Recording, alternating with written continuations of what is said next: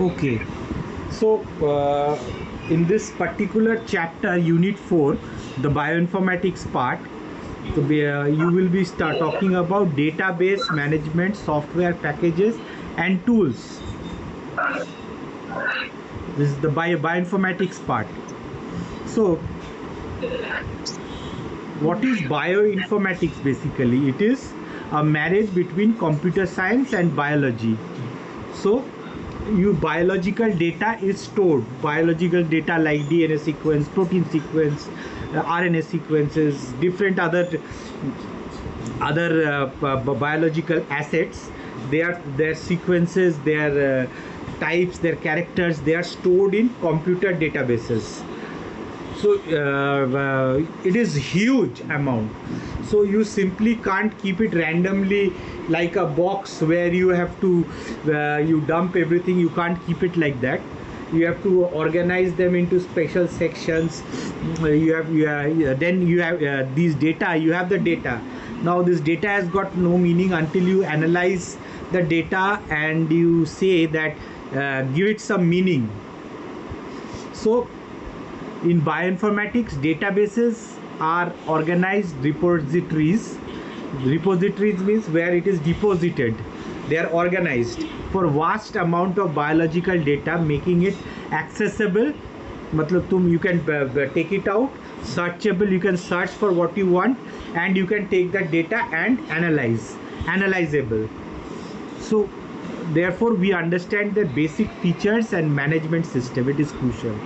So the first important is nucleic acid databases, that is DNA and RNA sequences. Sequencing has been done and these sequences are stored in these databases. So how do you a particular gene from this thing, it has got this sequence, and how you want that particular DNA sequence to do some work.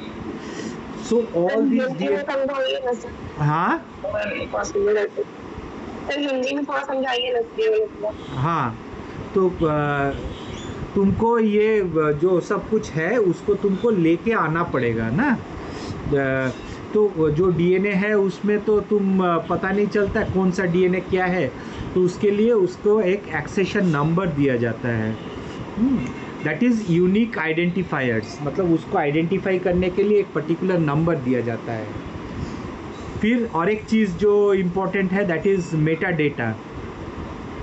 That is meta data is all the information associated with that sequence, like which organism, कौन सा organism, gene का नाम क्या है, उसके ऊपर में क्या क्या पब्लिकेशन किया गया है, क्या क्या एक्सपेरिमेंट्स किया गया है पर्टिकुलर डेटा के ऊपर. हाँ, that is meta data. And annotation. So annotate means उसको लेबल किया गया, this region to this region is this sequence, इस सीक्वेंस में ये काम करता है. That is annotation. So for this the NCBI or the National Center for Biotechnology Information, NCBI, is a very important global resource. तो several की उसमें बहुत सारे न्यूक्लिक एसिड का डेटाबेस है, डिफरेंट ऑर्गेनिजम्स के, डिफरेंट टाइप्स के. Most important is GenBank. It is the primary public repository for nucleotide sequence. So GenBank है.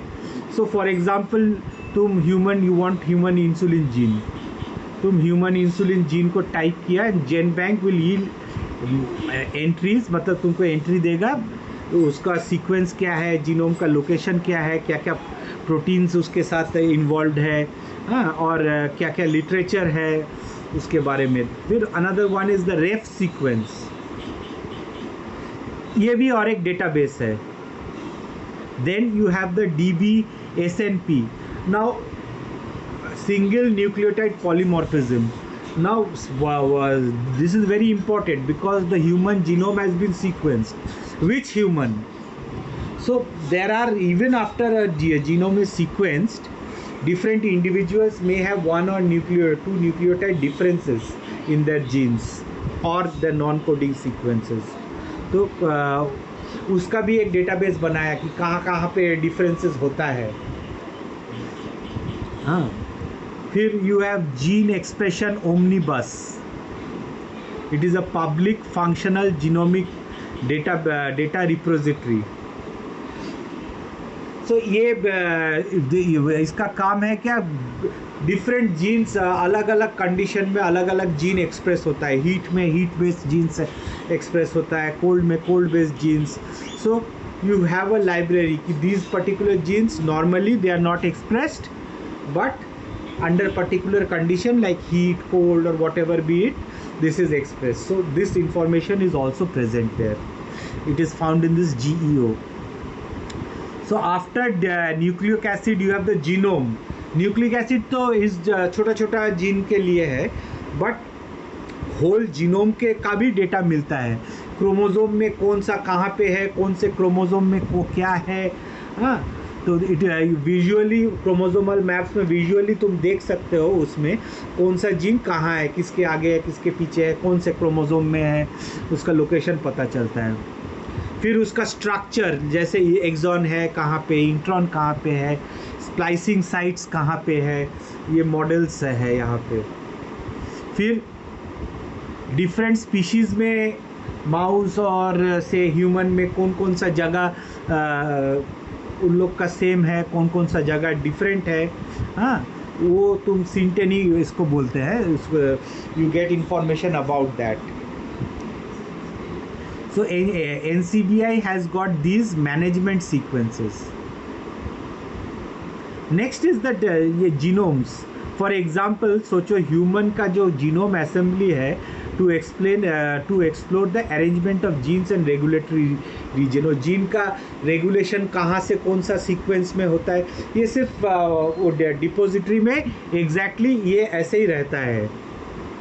फिर असेंबली है, बहुत छोटा छोटा टुकड़ा आया है, उसको तुम एक के बाद एक बिठाए हो, उसको असेंबली कहते हैं. फिर मैप व्यूअर है, वो मैप देखते हो. Then Ensembl, it is a genome browser primarily from EBI that provides access to genomic data and annotation for a wide range of eukaryotes. ये different databases and browsers हैं. फिर इसके साथ साथ तुम्हारा है प्रोटीन सीक्वेंस डेटाबेस. ये तो DNA का RNA का है, अब तुम प्रोटीन में आए हो. They are this gene is making the protein. हाँ, तो उसके लिए you have the UniProt KB, जिसका एक पार्ट है स्विस प्रोट. बेसिकली प्रोटीन का कौन सा पार्ट इम्पॉर्टेंट है, कौन सा पार्ट फंक्शनल है, कौन सा एक्टिव साइट है, you get to know about it from Swiss Prot. Then you have TrEMBL. It automatically annotated entries covering broader range of sequences.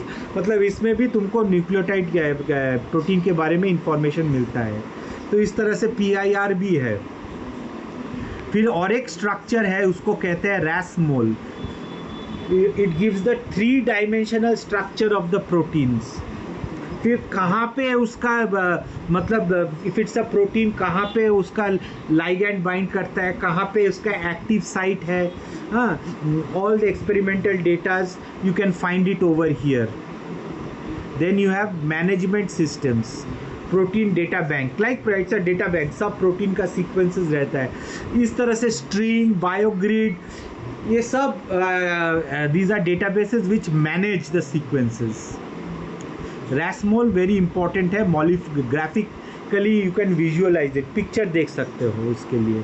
और लिटरेचर डेटाबेस, उसके बारे में जो पबमेट में you can get all the different articles जो है तुमको उसमें मिलेगा. Then you have the biodiversity and ecosystem based databases. Different species जो एग्जिस्ट करते हैं दुनिया में, तो उसके बारे में उसका लिस्ट है इसमें. कहाँ पे रहता है, कौन एक किस क्लाइमेट में रहता है, एनवायरनमेंट क्या चाहिए, what is the ecological relationship, predator prey, symbiotic, competitive interaction, इसका डेटाबेस रहता है. इसी तरह उसको मैनेज करने के लिए भी डेटाबेस रहता है. फिर सर्च इंजिन्स होता है, डेटा रिट्रीवल सिस्टम्स. मतलब डेटा तो डेटाबेस में है, उससे तुम किस तरह से डेटा को वहाँ से लाओगे अपने पास. उसके लिए सब इंडेक्स है। इंडेक्स मतलब नंबर 1 में ये है, नंबर 2 में ये है, नंबर 3 में ये है, ये करके इंडेक्स किया हुआ है। फिर तुम्हारा क्वायरी तुम मतलब जो तुम मांग रहे हो उसके लिए भी उसको भी प्रोसेस करके तुमको बुलाना पड़ेगा सीक्वेंस को, फिर रिजल्ट को तुम्हारे सामने पेश करेगा, रिजल्ट प्रेजेंटेशन। सर्च इंजन जैसे गूगल स्कॉलर है, हाँ। और एक इम्पॉर्टेंट डेटाबेस है आंथ्रेज और एनसीबीआई का। It is a powerful global मतलब होल वर्ल्ड का जो डेटाबेस सिस्टम है वहाँ से वो अपना निकालेगा। When you enter a query in Antres, it searches across various linked database, जैसे PubMed भी देखेगा, GenBank देखेगा, प्रोटीन में देखेगा, PDB में देखेगा, OMIM में देखेगा, GEO में देखेगा, एंड इसको कैटेगराइज कर सकते हैं इसको इस तरह से।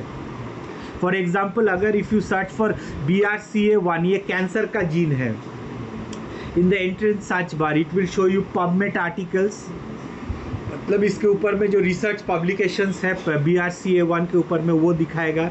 उसका जीन बैंक में जो जो sequences related to BRCA1 gene है उसको दिखाएगा। प्रोटीन का जो एंट्री है BRCA1 के बारे में वो दिखाएगा। उससे जो डिजीजेज एसोसिएटेड है OMIM डेटाबेस में मिलेगा, हाँ। एंड प्रोटीन डेटाबेस स्ट्रक्चर भी मिलेगा। तो एक तरह का इंटीग्रेटेड अप्रोच है। फिर नेक्स्ट है सीक्वेंस रिट्राइवल सिस्टम, SRS बोलते हैं। ये भी और एक चीज़ है, इसका मतलब it is a powerful generic data retrieval system, मतलब डेटा को खींचने के लिए लाने के लिए अपने पास ये सिस्टम है, हाँ। EMBL का बहुत इम्पोर्टेंट इंटरप्रो एनसेम्बल, ये जो एनसेम्बल इंटरप्रो है वेरी इंपॉर्टेंट, यहाँ से तुम खींच सकते हो।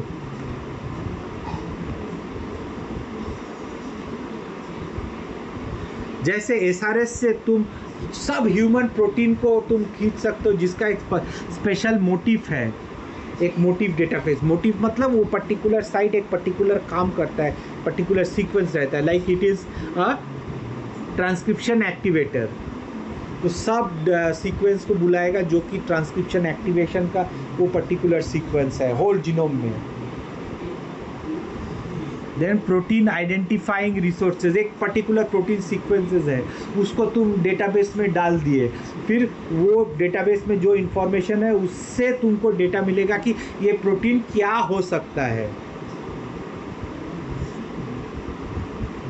Then you have the introduction to molecular sequence analysis and software packages and tools। तो डेटा आ गया, अब तुम्हारा काम है कि डिफरेंट सॉफ्टवेयर्स है जो कि उस प्रोटीन में कौन सा रीजन क्या काम करता है, ये प्रोटीन किस क्या हो सकता है, हाँ। ये इंफॉर्मेशन देगा, जैसे मीमी और प्रोसाइट। So far okay, clear? Yes sir। अच्छा, ये सब एक ही चीज़ है। अच्छा, अब आ गया sequence alignment, BLAST and Clustal W. तुम मेरा ब्लास्ट एंड क्लस्टरल डब्ल्यू का वीडियोस देखो तो ये एकदम क्लियर समझ आ जाएगा। तो ब्लास्ट में क्या करते हो, तुम्हारे पास एक डीएनए का सीक्वेंस है, उसको बोलते हैं क्वेरी।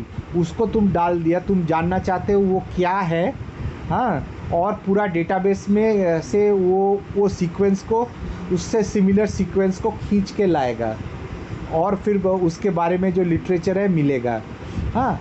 सो इट्स लाइक तुम सीक्वेंस लोकल अलाइनमेंट करके, मतलब अलाइनमेंट होगा जब सिमिलैरिटी रहेगा सीक्वेंस का।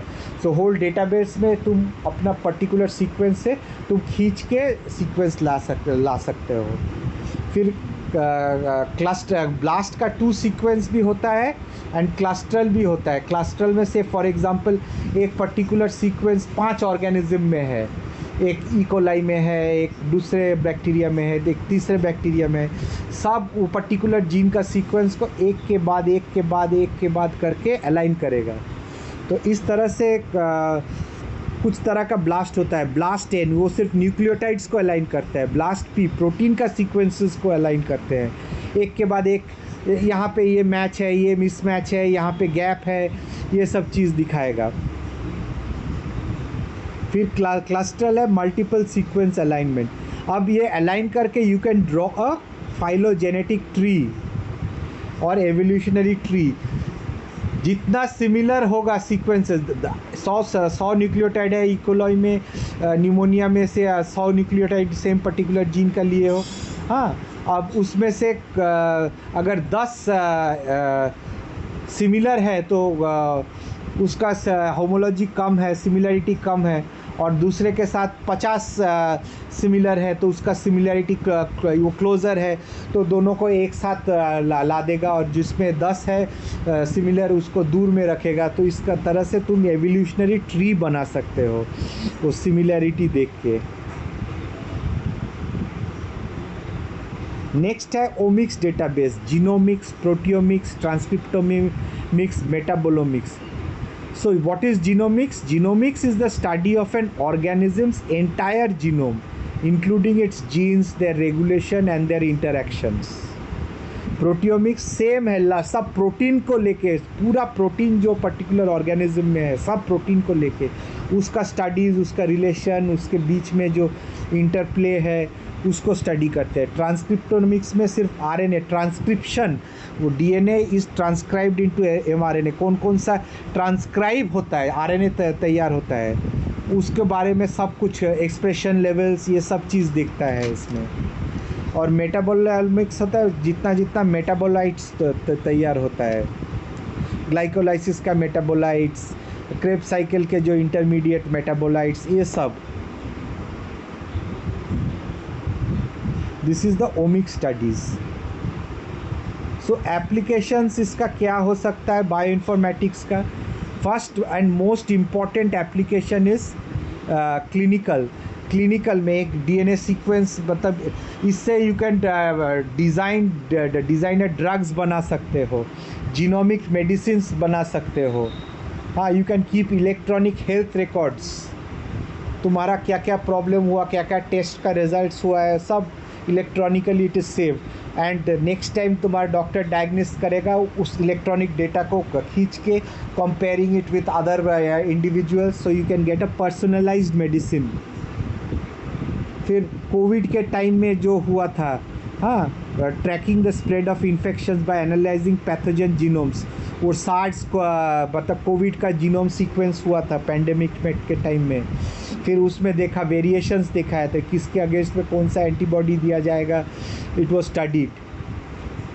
फिर एंटी माइक्रोबियल रेजिस्टेंस, क्योंकि इनडिस्क्रिमिनेट यूज़ ऑफ एंटीबायोटिक से ये होता है कि बैक्टीरिया को रेजिस्टेंस आ सकता है, so you have to give another bacteria, कहाँ पे रेजिस्टेंस आ गया तुमको देखना है, फिर दूसरा एंटीबायोटिक देना है उसमें। Next is chemo informatic resources. Chemo means chemical, so the application of computational and informational methods to problems in chemistry, especially in drug discovery. So मैं ये काम किया था, एक पर्टिकुलर रिसेप्टर का सीक्वेंस का एक 3D स्ट्रक्चर बैठाया, different types of ligands molecules randomly generate किया मेरा सॉफ्टवेयर ने, वो आके जो फिट हो जाता है, अगर एक कैंसर का रिसेप्टर है, अगर उसमें ड्रग्स बना रहे हो, अगर वो ड्रग फिट हो गया उसमें, so that can be considered synthesised and considered for that particular cancer studies. इसीलिए एक केमिकल डेटाबेस भी बनता है, डिफरेंट ग्रुप्स जो साइड ग्रुप्स होता है कंपाउंड्स में, उसको चेंज वेंज करके ऑटोमेटिकली सॉफ्टवेयर रैंडमली जनरेट करेगा, और वो तुम्हारा अपना वो सेल के वो रिसेप्टर पे बाइंड करेगा बाय इन्फॉर्मेट, वर्चुअली, एक्चुअली नहीं करेगा। तुम कंप्यूटर में अगर प्लस और माइनस मिल गया तभी अटैच करेगा, अगर स्ट्रक्चर नहीं मिलेगा तो वो चला जाएगा। तो जो जो हिट्स है, जो जो बाइंड किया, उसी को लेके सिंथेसाइज करके you do the real experiment इसके बाद में। तो ये बहुत इम्पॉर्टेंट है। वो जैसे मतलब नीडल इन हे स्टैक बोलता है ना, मतलब बहुत सारे चीज़ों में एक पतला सा छूंछ निकाल रहे हो, हाँ, तो वो तो मुश्किल है, तो उसीलिए तुम एलिमिनेट किया जो जो बायोइन्फॉर्मेटिकली पैसा खर्च ना करके तुम लिखा कि अनलिमिटेड उठे 100,000 में से 100 में से हिट हुआ, वो 100 को सिंथेसाइज करके तुम काम करके फिर देखा कि उसमें 1 या 2 काम कर रहे हैं। इस तरह से ड्रग डिस्कवरी आगे बढ़ता है।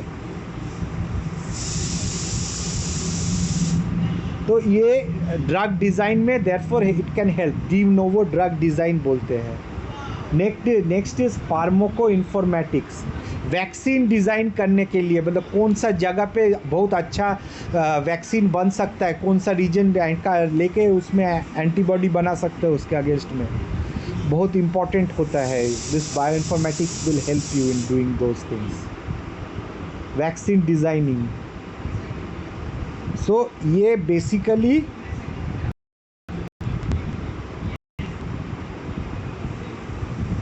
ये है। तो सो फार ये क्लियर है। क्वेश्चन किस टाइप का आता है? क्वेश्चन इसमें 2-3 मार्क्स का आएगा। उसका कोई डेफिनेशन लिखना हाँ हाँ इम्पोर्टेंट। हाँ। ब्लास्ट के बारे में पूछेगा, क्लस्टर के बारे में पूछेगा, या किस तरह से फाइलोजेनेटिक ट्री का सॉफ्टवेयर का नाम पूछेगा, इस तरह का क्वेश्चंस आएगा। सो तुम्हारा थियोरी में जो जो है इसमें से आना चाहिए, ठीक है ना।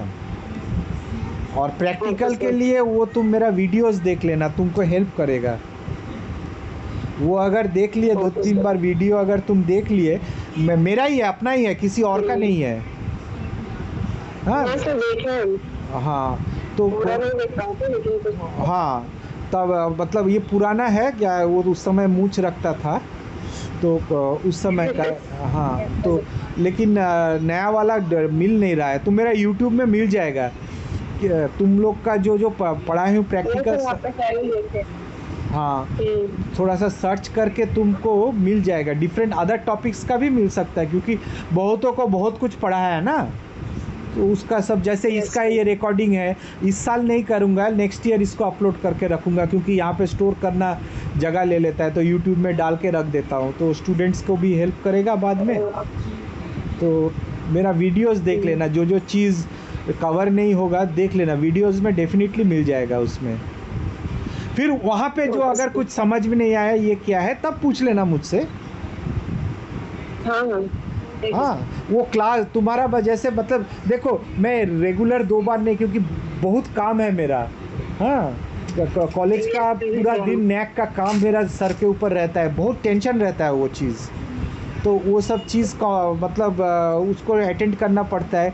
मेरे लिए तो कॉलेज में मैं ज्वाइन किया ताकि मैं पढ़ा सकूं, लेकिन ज्वाइन करके मुझे मैं देख रहा हूं कि पढ़ाना तो इम्पोर्टेंट है ही, लेकिन उससे ऊपर इम्पोर्टेंट या मेरा मेन रिस्पॉन्सिबिलिटी है कॉलेज एडमिनिस्ट्रेशन का काम, डिपार्टमेंट मैनेजमेंट, स्टूडेंट्स का एग्ज़ाम्स, पेपर सेट करना, हाँ फिर कॉलेज का कोई भी एक्टिविटीज़, ये सब चीज़ मोर इम्पॉर्टेंट होता है, क्योंकि क्लास तो 1-2 रहता है, लेकिन दूसरा काम वो वाला काम बहुत टेंशन का है।